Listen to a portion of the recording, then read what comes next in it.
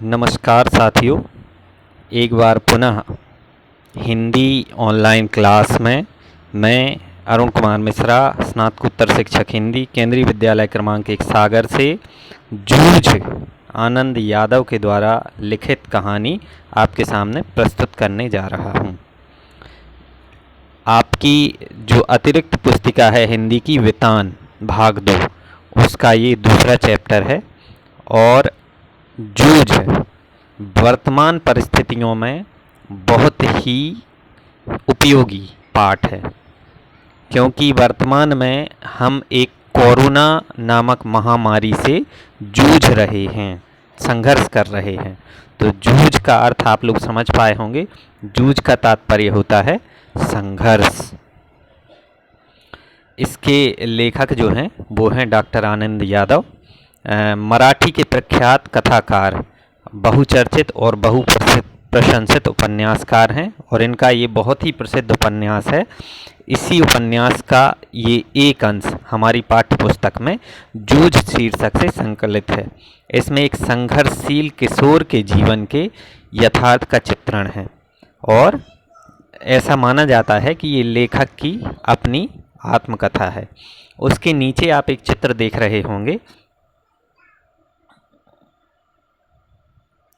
हिंदी के प्रख्यात साहित्यकार डॉक्टर हरिवंश राय बच्चन, अमिताभ बच्चन जी के पिता हैं। इनकी कुछ पंक्तियां यहाँ पर उद्धृत की गई हैं कि कोशिश करने वालों की हार नहीं होती। नन्ही चींटी जब दाना लेकर चलती है, चढ़ती दीवारों पर 100 बार फिसलती है। मन का विश्वास रगों में साहस भरता है, चढ़कर गिरना, गिरकर चढ़ना, फिर भी ना खरता है। आखिर उसकी मेहनत बेकार नहीं होती, कोशिश करने वालों की कभी हार नहीं होती। दूसरी तरफ आपको इनकी कुछ पंक्तियाँ और आप पढ़ के सुनाए देता हूँ। जब प्राप्त तुम्हें सब सत्व यहाँ, फिर जा सकता वह सत्व कहाँ। तुम स्वत्व स्वधारस पान करो, उठ के अमरत्व विधान करो। देवरूप रहो भव कानन को, न रहो न निराश करो मन को, न रहो न निराश करो मन को। कुछ काम करो, कुछ काम करो। उसी की परिणति ये है कि आज हम लोग ऑनलाइन कक्षाओं में आप लोगों को विभिन्न पाठों का अध्ययन अध्यापन कार्य करवा रहे हैं। ठीक है, आप निराश मत होइए। ये एक स्लाइड मैंने यहाँ पर ली है। ये बहुत प्रेरणास्पद इसलिए है क्योंकि वर्तमान में जिस भीषण संकट के दौर से हम गुजर रहे हैं, तो हमें एक तो घर से बाहर नहीं निकलने दिया जा रहा, ऑफिसों में काम नहीं हो रहा, जो फैक्ट्रियों में काम करते थे, छोटे मोटे जहाँ भी काम करते थे, निजी या सरकारी स्तर पर, सब कुछ बंद है। तो हम लोग घरों में बैठे हैं, निराश हैं, हताश हैं, परेशान हैं कि क्या करें। उन व्यक्तियों के लिए जो ऐसा सोच रहे हैं इस दौर में, ये लेख बहुत काम में आएगा। तो आप लोग इसका अध्ययन करेंगे। लेखक का परिचय मैंने दे ही दिया है कि जूझ मराठी के प्रख्यात कथाकार डॉक्टर आनंद यादव का बहुचर्चित एवं बहुप्रशंसित आत्मकथात्मक उपन्यास है। साहित्य अकादमी पुरस्कार 1990 से सम्मानित इस उपन्यास को मराठी कथा साहित्यकारों, समीक्षकों और सुधी पाठकों की भरपूर सराहना मिली है। दरअसल आत्मकथात्मक उपन्यास की विधा को सार्थक आयाम देते हुए आनंद यादव ने अपने इस आंचलिक उपन्यास में मानवीय मूल्यों की गहरी कथात्मक संवेदना के साथ नई कलात्मक अभिव्यक्ति दी है। जूझ एक किशोर के देखे हुए भोगे हुए गंवई जीवन के खुरदरे यथार्थ और उसके रंगारंग परिवेश की अत्यंत विश्वसनीय जीवंत गाथा है। इस आत्मकथात्मक उपन्यास में विकट जीवन का मर्मस्पर्शी चित्रण तो है ही, इसमें अस्त व्यस्त लेकिन अलमस्त निम्न मध्यवर्गीय ग्रामीण समाज और लड़ते जूझते किसान मजदूरों के हाहाकारी संघर्ष की भी अनूठी झांकी है। इन पंक्तियों की ओर मैं आपका ध्यान आकृष्ट कराना चाहूँगा कि वर्तमान में हमने न्यूज़ चैनल खोल के देखे, समाचार पत्र खोल के देखे, तो ये समाज जिसमें इन पंक्तियों में जिसका जिक्र है, उसके बारे में ही मीडिया में चल रहा था कि लोग हजारों लाखों किलोमीटर की लंबी दूरी पैदल, साइकिल से किसी भी प्रकार से तय करते हुए अपनी मातृभूमि वापस आना चाहते हैं। ये देश का एक बहुत बड़ा हिस्सा है, देश का क्या विश्व का बहुत बड़ा हिस्सा है, जो लोग दैनिक कमाई का साधन जुटा रहे हैं, महानगरों की ओर जा रहे हैं।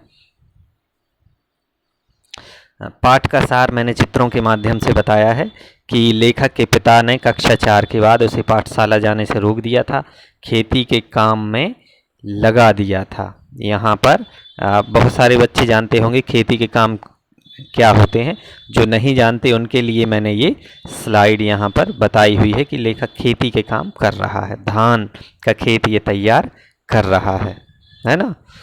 कोल्हू पर काम करना पड़ता था, परंतु लेखक पढ़ना चाहता था। वह जानता था कि खेती में जन्म भर काम करने के बाद भी कुछ हाथ नहीं आएगा। यहाँ पर लेखक की काल्पनिक दृष्टि को स्लाइड के माध्यम से चित्रित किया गया है। पढ़ लिया तो नौकरी लग जाएगी, इस बात को वह अपने दादा से कहने की हिम्मत नहीं कर पा रहा है। यहाँ पर दादाजी का चित्र दिया गया है, क्योंकि दादा इस प्रस्ताव को सुनकर ही बुरी तरह से पिटाई करेगा। अर्थात दादाजी नहीं चाहते कि लेखक पढ़ने के लिए स्कूल जाए। माँ से मिलकर लेखक योजना बनाता है ना। इसलिए वह माँ को गांव के प्रभावशाली व्यक्ति दत्ताजी राव के घर ले जाता है। वह उनसे अपने बाप और अपनी पढ़ाई की इच्छा के बारे में बताता है। दत्ताजी राव उनका साथ देने के लिए तैयार हो जाते हैं। मतलब इस पैराग्राफ से स्पष्ट हो रहा है कि दत्ता राव जी की बात उनके पिताजी और दादाजी मानते थे। योजना के अनुसार लेखक की माँ ने लेखक के पिता को राव जी के यहाँ भेज दिया।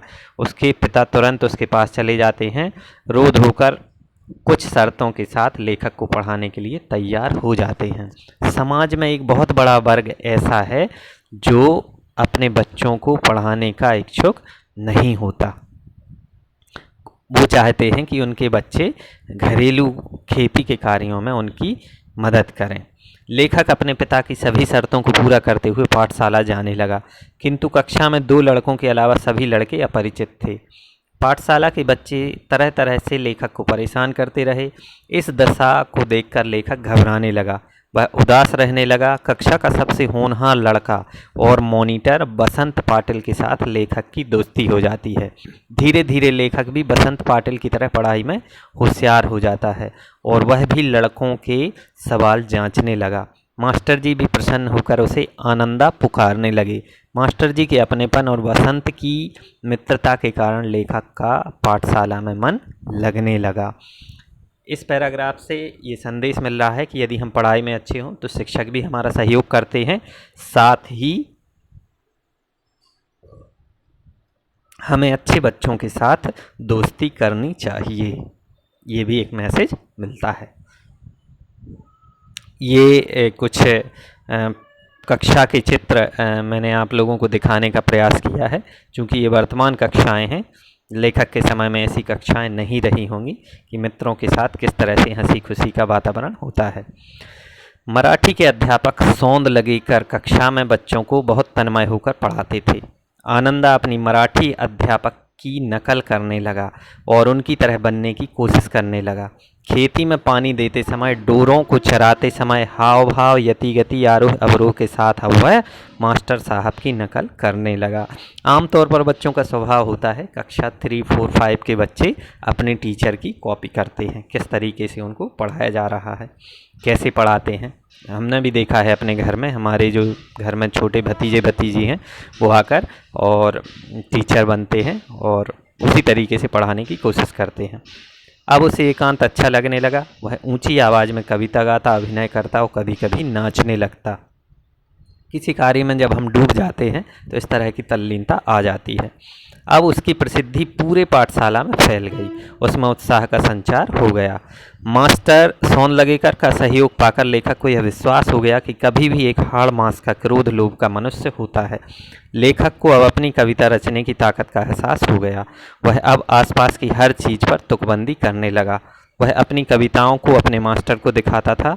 मास्टर उसे रचना से संबंधित जरूरी बातें बताते थे।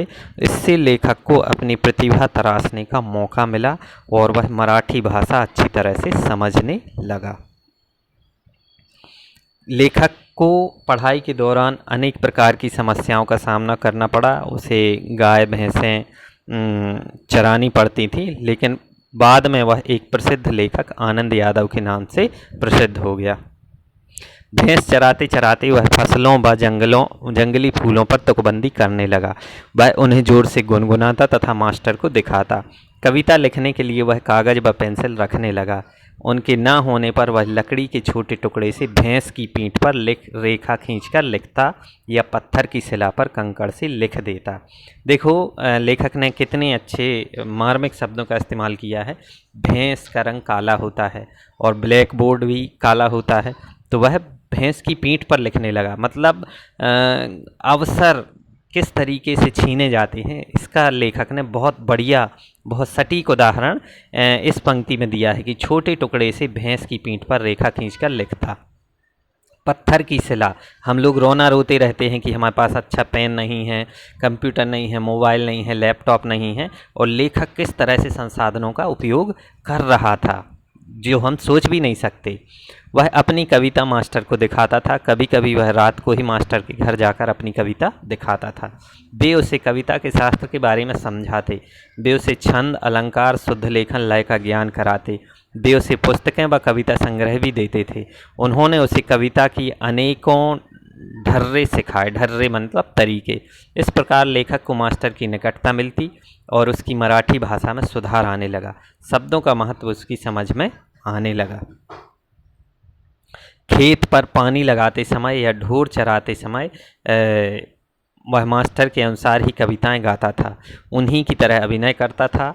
उसी समय उसे अनुभव हुआ कि अन्य कविताएं भी इसी तरह पढ़ी जा सकती हैं। लेखक को यह महसूस हुआ कि पहले जिस काम को करते हुए उसे अकेलापन खटकता था, अब वह समाप्त हो गया। उसे एकांत अच्छा लगने लगा। एकांत के कारण वह ऊंचे स्वर में कविता गा सकता था, नृत्य कर सकता था। उसने कविता गाने की अपनी पद्धति विकसित की। वह अभिनय के साथ गाने लगा। अब उसके चेहरे पर कविता के भाव आने लगे। मास्टर को लेखक का गायन अच्छा लगा और उससे 6ठी 7वीं कक्षा के बालकों के सामने गवाया। पाठशाला के एक समारोह में भी उससे गवाया गया। मास्टर स्वयं कविता रचते थे। उनके पास मराठी कवियों के काव्य संग्रह थे। वे उन कवियों के संस्मरण भी सुनाते थे। इस कारण अब वे कवि उसे आदमी लगने लगे। सोन लगेकर स्वयं कवि थे मास्टर जी। इस कारण लेखक को विश्वास हुआ कि कवि भी उसी की ही तरह हाड़ मास का, क्रोध लोभ का मनुष्य होता है। लेखक को लगा कि वह स्वयं भी कविता कर सकता है। मास्टर के दरवाजे पर छाई हुई मालती की बेल पर एक कविता लिखी। लेखक ने मालती, लता व कविता दोनों ही देखी थी। इससे उसे लगा कि वह अपने आसपास, अपने गांव, खेतों आदि पर कविता बना सकता है। तो किस तरीके से लेखक ने संसाधनों का सदुपयोग किया, विपरीत परिस्थितियों में भी अपने आप को स्थापित किया और एक प्रसिद्ध नामचीन लेखक के रूप में प्रस्तुत हुआ। जूझ शीर्षक के औचित्य पर विचार करते हुए यह स्पष्ट करें कि यह शीर्षक कथानायक की किसी केंद्रीय चारित्रिक विशेषता को उजागर करता है। प्रश्नोत्तर पे हम डिस्कस कर रहे हैं। जूझ का साधारण अर्थ है जूझना अथवा संघर्ष करना। यह उपन्यास अपने नाम की सार्थकता को सिद्ध करता है। उपन्यास का कथानायक भी जीवन भर स्वयं से और अपनी परिस्थितियों से जूझता रहता है। यह शीर्षक कथानायक की संघर्षशील वृत्ति को परिचय देता है। हमारे कथानायक में संघर्ष की भावना है।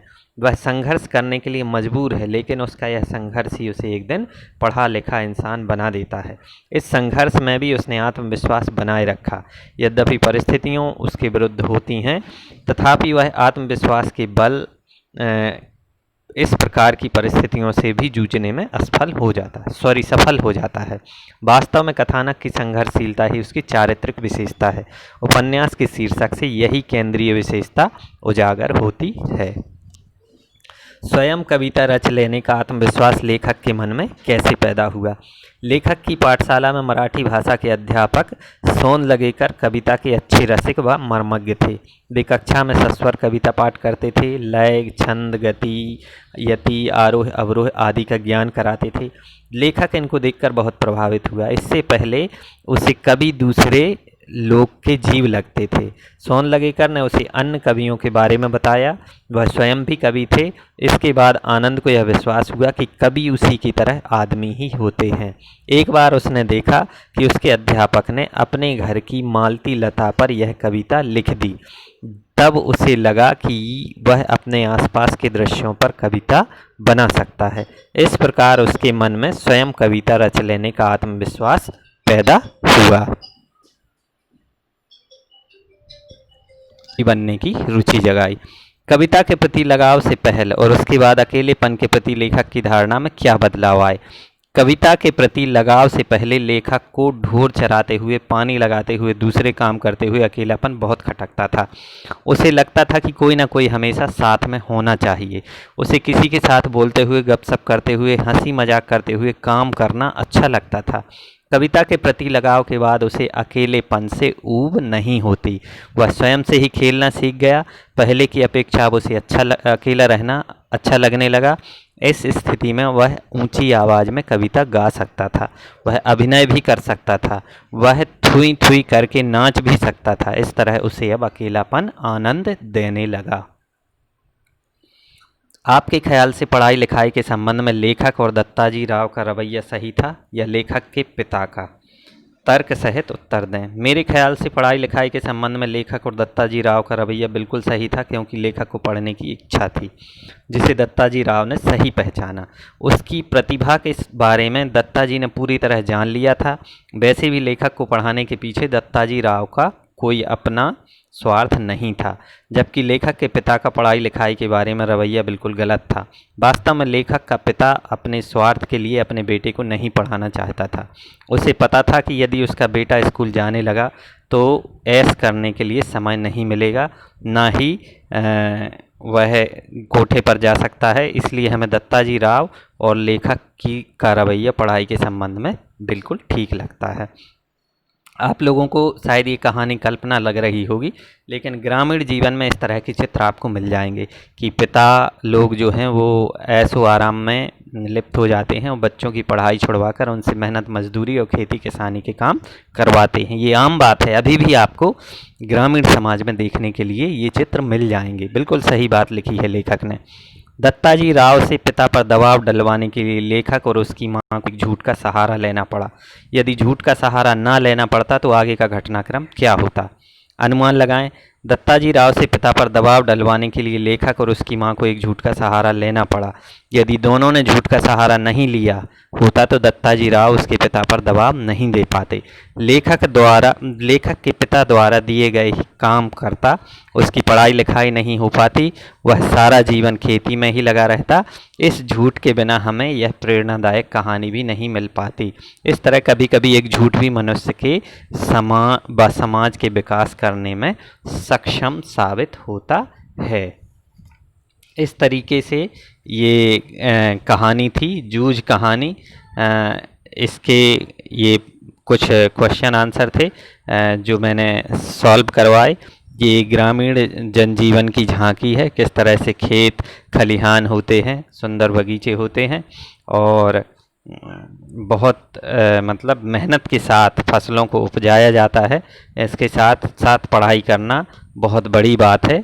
लेखक ने बहुत ही गंभीरता के साथ इस पाठ को मतलब जो जीवन का हिस्सा था, पार्ट था, उसे पूरा किया।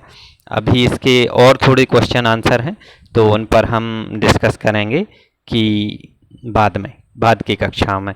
आशा है कि आपको ये जूझ कहानी पसंद आई होगी। तो धन्यवाद आप सभी को, और इन्हीं शुभकामनाओं के साथ मैं विदा लेता हूँ। धन्यवाद।